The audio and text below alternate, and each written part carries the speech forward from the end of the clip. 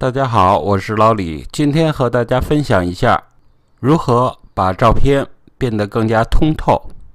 我们在后期调色的时候，经常使用到混合模式，来让照片变得更加通透。首先，我们要打开一张图片，然后复制一个新的图层。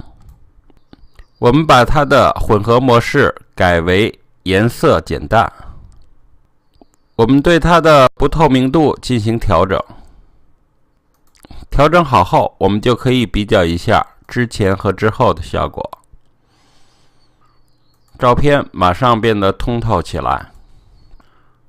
当然，对于后边花草的高光部分，我们可以新增加一个蒙版，然后对它的后面花草进行改善。增加完蒙版之后，我们选择画笔工具，然后在它后面花草的高光部分进行涂抹，把亮度压下来。